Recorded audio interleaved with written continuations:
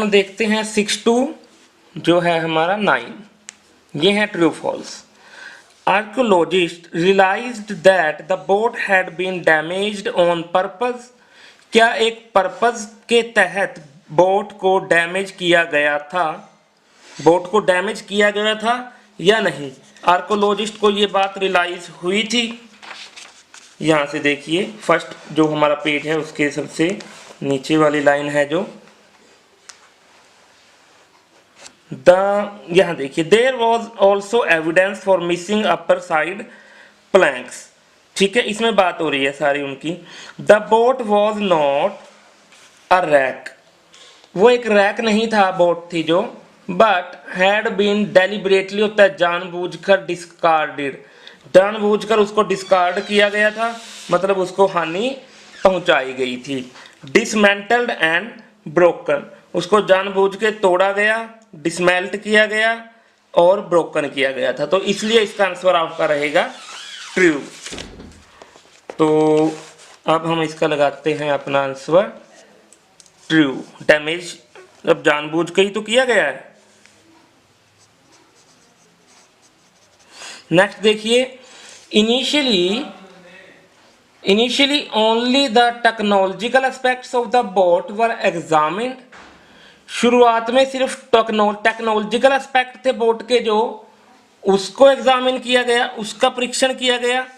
Initially शुरुआत में technological aspect यानी कि जो बोट थी उसकी टेक्नोलॉजी से रिलेटेड कुछ चीजें थी, उसकी जांच पड़ताल की गई सबसे पहले। अभी देख लेते हैं हम, ये है हमारा आंसर 7th। ओके 7th, हाँ जी, यहां से देखिए, with hindsight it was significant that boat was found and studied by mainstream archaeologists who naturally focused on its cultural context। उन्होंने किस चीज पे फोकस किया भाई? बोट के कल्चरल कॉन्टेक्स्ट के ऊपर। At the time ancient boats were often considered only from a narrower technological perspective। Narrower से उनकी टेक्नोलॉजिकल पर्सपेक्टिव, लेकिन शुरुआत उसकी हुई फोकस किस चीज पे था सबसे ज्यादा? कल्चरल कॉन्टेक्स्ट के ऊपर, बजाय कि टेक्नोलॉजी के। टेक्नोलॉजी के ऊपर नहीं था उनका फोकस, था कल्चरल कॉन्टेक्स्ट। तो इसलिए आपका इसका आंसर रहेगा फॉल्स। 8 देख लीजिए, archaeologists went back to the site to try and find the missing northern end of the boat. जो आर्कियोलॉजिस्ट थे वो वापस गए थे टू ट्राई एंड फाइंड, ढूंढने के लिए या कोशिश करने के लिए कि जो मिसिंग पार्ट हैं नदरन एंड के बोट के, वो पार्ट ढूंढने के लिए वापस गए थे या नहीं। आप फर्स्ट पेज के सबसे यहाँ देखिए, इधर सबसे नीचे आपको मिलेगा the possibility of returning to Dover to search for the boat's unexcavated northern end was explored. But ठीक है, वो उन्होंने किया था उसका वो explore, but practical and financial difficulties were insurmountable. वो बहुत ज़्यादा थी प्रैक्टिकल और financial difficulties. And there was no guarantee that the timbers had survived the previous decade in the changed environment. और ये भी गारंटी नहीं थी कि वो टिम्बर है जो वो सर्वाइव कर चुका था या नहीं, ठीक है, प्रीवियस डिकेड में, इस चेंजिंग होते हैं इन्वायरमेंट में। तो मतलब क्या है, डिफिकल्टी ज़्यादा थी, कोई गारंटी नहीं थी, तो इसलिए इस वजह से वो नहीं गए।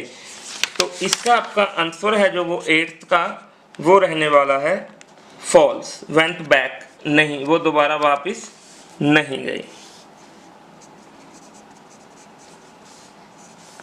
अब देख लीजिए आप 9th, evidence found in 2004 suggested, जो 2004 में एविडेंस मिले, suggested that the bronze age boat had been used for trade. वो ट्रेड के लिए यूज की गई थी, जो ये बोट थी वो ट्रेड के लिए यूज, व्यापार के लिए यूज की गई थी 2004 में। अभी देख लेते हैं,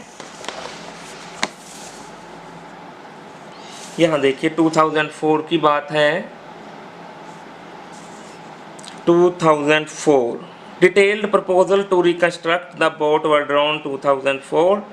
Archaeologist evidence was beginning to suggest a Bronze Age community straddling the channel, brought together by sea rather than separated by it. In a region today divided by languages and borders, archaeologists had a duty to inform the general public about their common cultural heritage.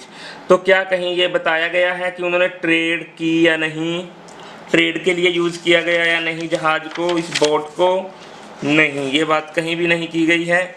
तो इसलिए आपका इसका answer रहने वाला है not given. चलिए अब हमारे पास